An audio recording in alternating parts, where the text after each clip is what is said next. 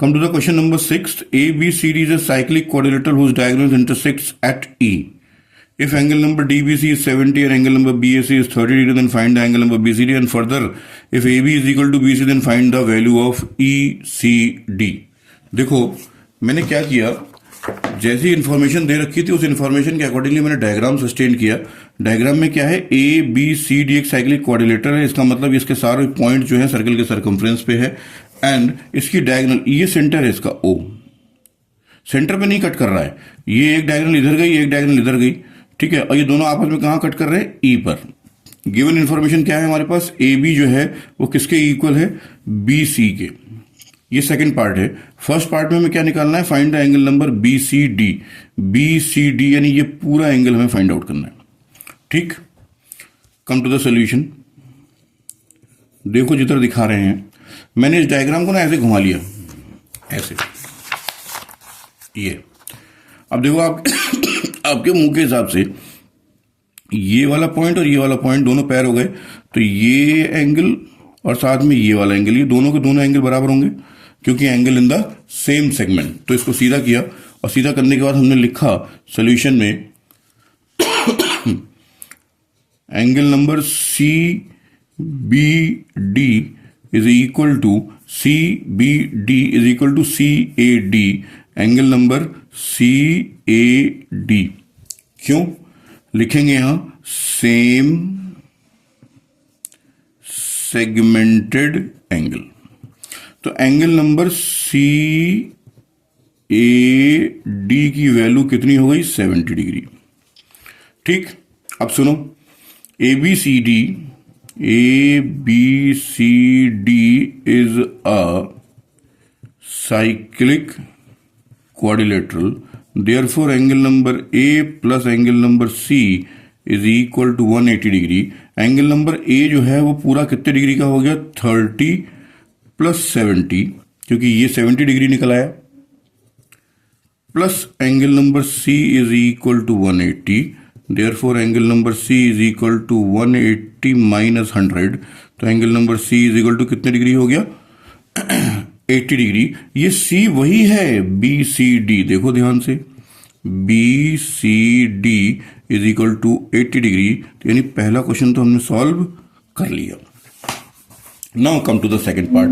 Second part में क्या बोला गया है, if AB is equal to BC, if AB is equal to BC, then we enter in triangle number ABC, or AB is equal to AC. So therefore we can write down that angle number BAC is equal to angle number BCA is equal to कितना, 30 degree. लेकिन हमें निकालना क्या है, ECD यानी ये वाला angle, खाली हमें खाली ये वाला निकालना है। तो सुनो, तो angle number BCA plus ACD plus angle ACD is equal to angle number BCD, यानी एंगल नंबर BCA की जो वैल्यू है वो हमारे पास कितनी है, 30 डिग्री। हमें निकालना है एंगल नंबर ACD, और BCD हमने अभी अभी निकाला कितना, 80 डिग्री। तो angle number ACD is equal to 80 minus 30 कितना हो गया, 50। अरे हमें तो निकालना है BCD, सॉरी ECD। अब देखो ध्यान से, ये वाला पॉइंट लो, चाहे ये वाला पॉइंट लो, या इस पॉइंट को और आगे बढ़ा के यहां एक पॉइंट ले लो, एंगल तो यही है माय डियर। तो ACD लिखो, चाहे एंगल नंबर ECD लिखो, चाहे एंगल नंबर ECD लिखो, बात एक ही है। इसकी वैल्यू कितनी आ गई आपकी, 50 degree, and the question is solve. Is it understood everybody? Come to the question number 7। If the diagonals of a cyclic quadrilaterals are the diameter of the circle through the vertices of a quadrilateral, then prove that it's a rectangle. ये हमें rectangle prove करना है। जो information बोली गई थी उस information के अकॉर्डिंगली मैंने ये डायग्राम बनाया आपका। डायग्राम में आपके पास क्या है, गिवन गिवन क्या है, A B C D is a cyclic quadrilateral, AC and BD are diameters. Then we have to prove that क्या प्रूव करना है हमें कि A B C D is a rectangle. ठीक, अब चीज को ध्यान से समझना।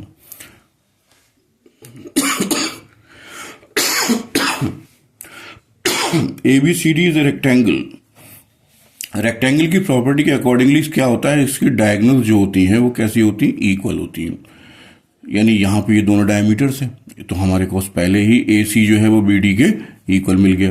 रेक्टेंगल्स की डायगोनल एक दूसरे को बाइसेक्ट करती हैं, तो यहां से लेके यहां तक ये रेडियस है, यहां से यहां तक ये रेडियस, यहां से यहां तक ये रेडियस, यहां से यहां तक ये रेडियस, तो वो भी चीज हमारी बराबर आ गई।